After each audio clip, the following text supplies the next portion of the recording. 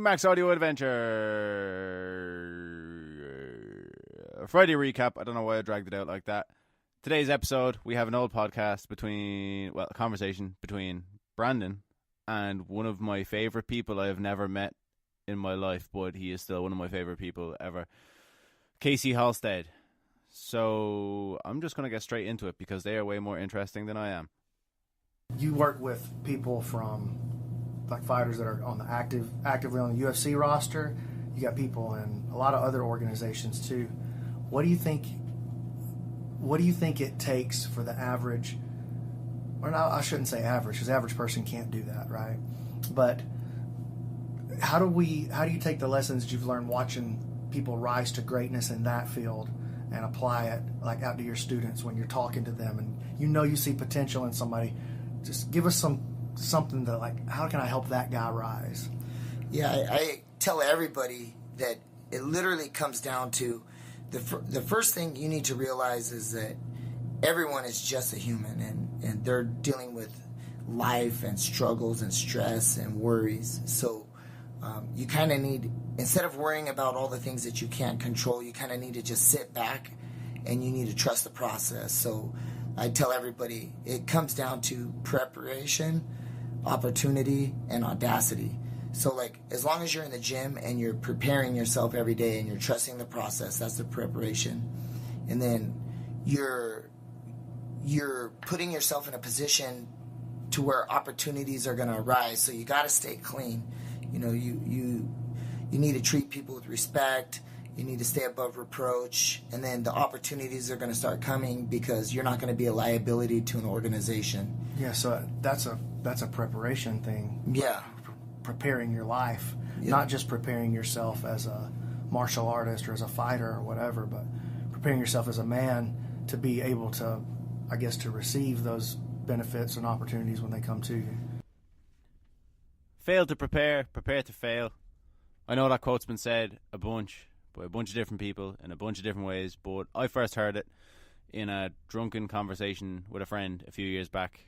I can't remember what we were celebrating, probably Wednesday, I don't know, but it stuck in my head, and at times during the last few years it's echoed and kind of gave me that little push that I needed in certain aspects of my life. Where do you think most, like the average person, where do you think they fall apart on that 3-tier chain there? It's definitely the preparation and you kind of like, I mean, I see it all the time. I assign homework to my students all the time at the end of class, and one of them is go sit in front of an office park and leave your phone in your car and just sit down and observe.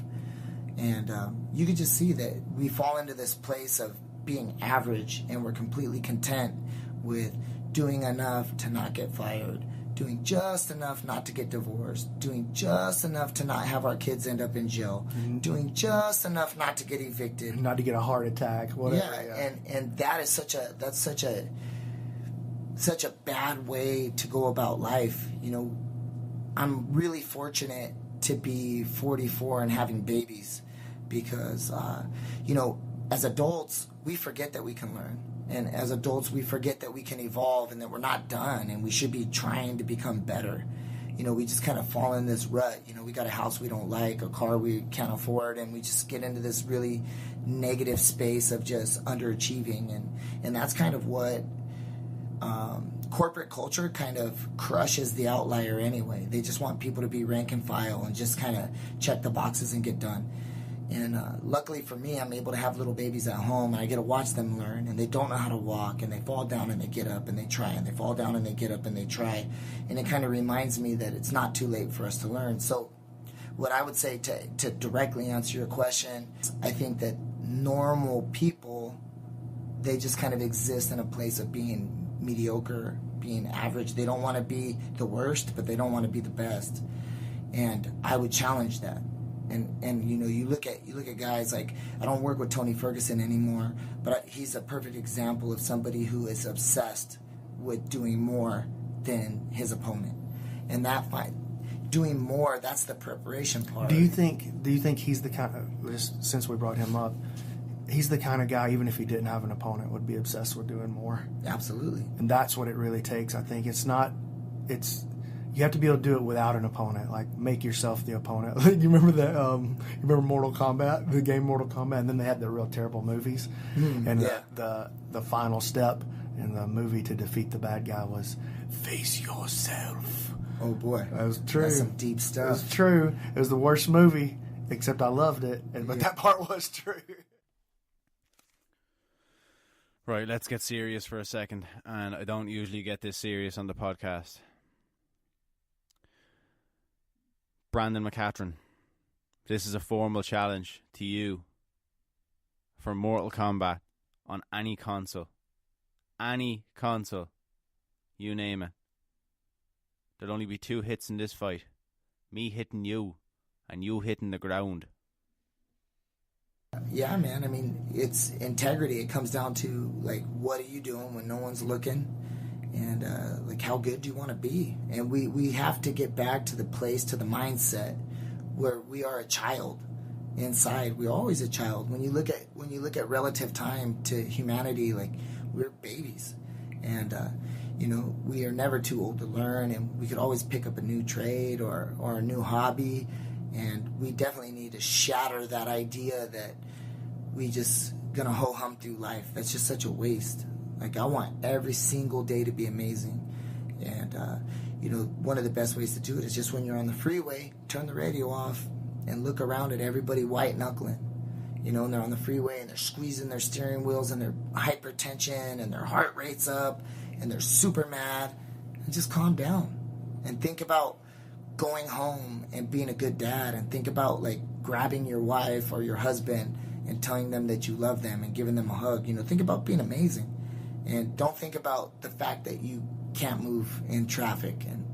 And I really think that's what separates the outliers from, like, the pack, is that they're always just the first step. It's just the preparation. So this is going to sound ridiculous. Not that my previous interruptions haven't also sounded ridiculous.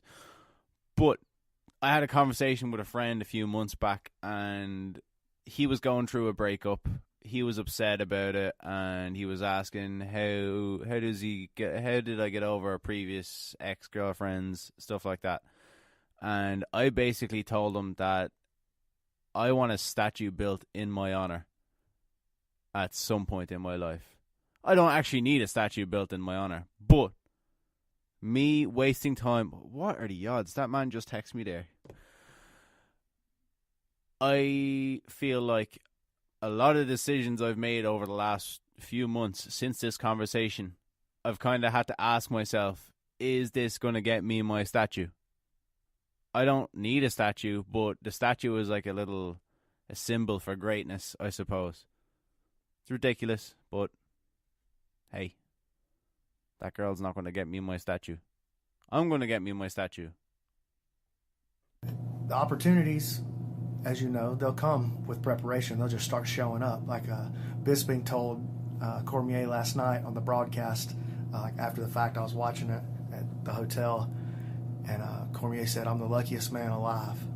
And Bisping said, "Well, the harder you work, the luckier you seem to get." That's amazing. That's beautiful.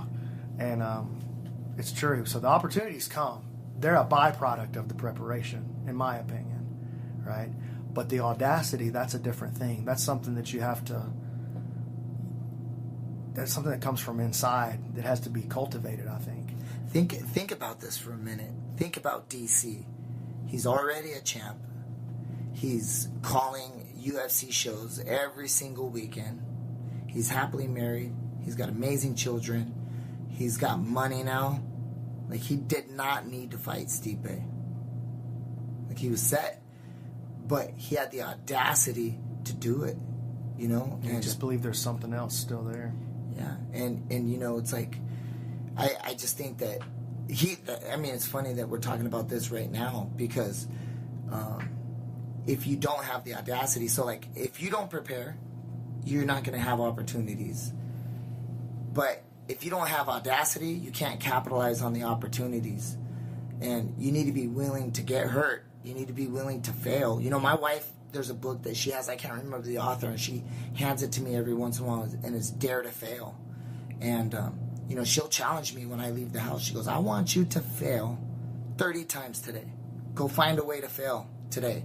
And it's really weird to see such a successful person like my wife who's telling me to go fail, and it's just her just trying to get me to get out of my comfort zone and create and be vulnerable and take opportunities and have the audacity to believe that I can do it. And once I started to really, like, I don't care about failing anymore. Like, you know, we've got business ventures that we've done together, and we just ante up the money, and, you know, we try hard, and if it works, it works, and it was great, and if not, hey, we learned, you know, and that's just kind of how I go through life now, you know. I do have, like, a way more stringent vetting process nowadays than I did before, but, you know, I'm still going to take some risks. I think that's smart. And that's something that I tell the students at our school all the time is that, you know, the only ingredients to success are time and failure.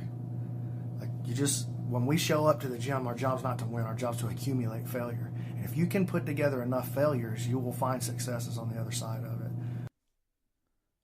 I have accumulated a lot of losses in my jiu-jitsu life. A lot of losses before that as well.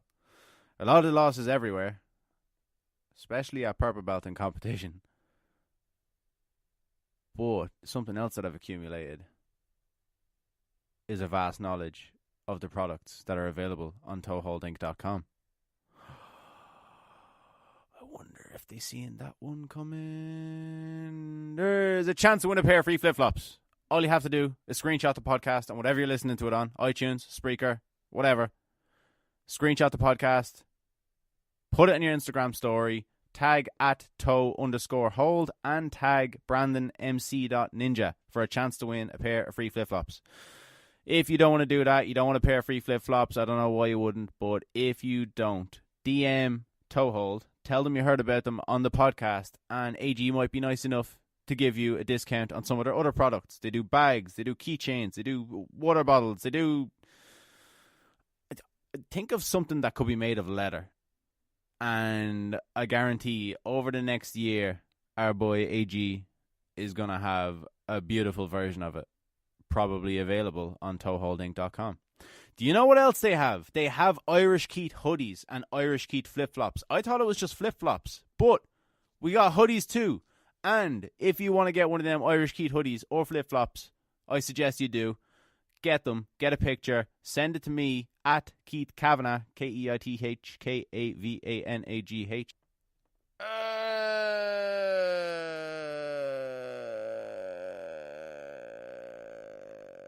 Having a brain fart, guys. I honestly don't know where it was. Oh, Irish Keet hoodies. Get that picture, send it to me. And I will steal Brandon's phone temporarily. And I will put it on his story and tag you in it. He's not going to have a say in the matter. He can beat me up after, but he's going to beat me up regardless. That's all for now, folks. Bye-bye.